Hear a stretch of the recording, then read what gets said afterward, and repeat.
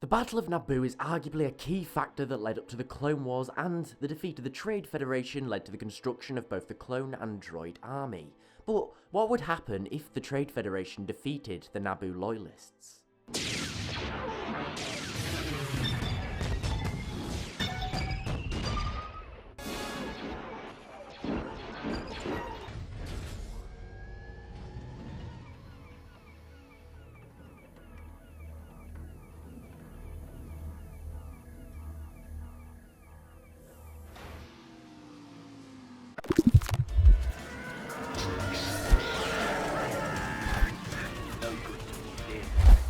Well, firstly, the Battle of Naboo could have easily ended with a Federation victory. After all, the forces that attacked the Federation were not backed by the Republic, instead it was a splinter group of Naboo loyalists and the Gungans. So we'll say that during the battle, the Naboo loyalists are defeated and Amidala is captured.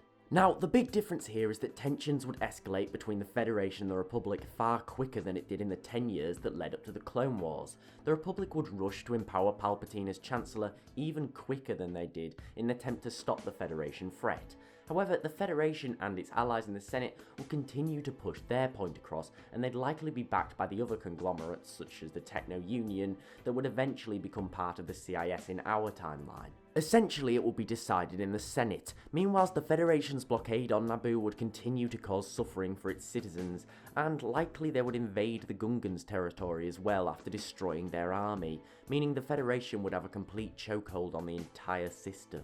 Now, in my mind, this scenario could go one of two ways. Either A, Palpatine is elected Chancellor and creates a coalition of neighbouring systems and have them break the blockade and free Naboo, but this has some pretty big knock-on effects. Since it would actually be the government that stopped the Federation, not the Naboo loyalists, it would heighten tensions more.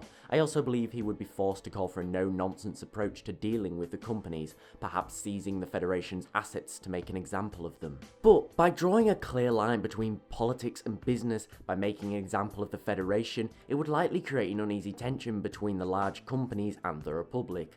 Essentially, we would get the Clone Wars as a result. Maybe not exactly the same, but the Tycoons would likely be forced to band together to protect their interests, while Palpatine as the new Chancellor would demand more and more emergency powers in order to combat the corruption the companies caused, which would almost inevitably become violent. However, option B is that the Trade Federation goes against Sidious's wishes, and with the support of other major companies and using Naboo as a major bargaining chip, manages to strong-arm the Senate into not electing Palpatine, and instead voting into power someone who's far more sympathetic to their cause. Now, this idea is pretty interesting. Firstly, if this happened, the idea that the Tycoons are all-powerful is proven right, and that they're above the law and that their methods pay off. This would mean that the companies will continue to grow their military as it becomes a very viable option whilst negotiating deals. For example, if a system introduces a new tax and the companies don't want to pay, blockade the hyperspace lanes and they'll be forced to rethink it. Now, if this happened, the Clone Wars would likely be avoided altogether, which would save a whole lot of lives, credits, and resources, which is good. However, it would mean essentially that the CIS, well, at least the big financial backers, would have won. They'd be above the law and would use the Senate and the Republic as a whole as a puppet to further their own agenda and increase their bottom line. But would that be a good thing or a bad thing? The Empire would never come to power, and without the Clone Wars many lives would be saved. However, the democracy that the Republic stood for, no matter how bureaucratic, would be undermined by credits and threats from wealthy businesses. Please put what you think in the comments below, as well as your scenarios, as I found this to be a brilliant example of how a slight change can alter the course of a Star Wars timeline completely.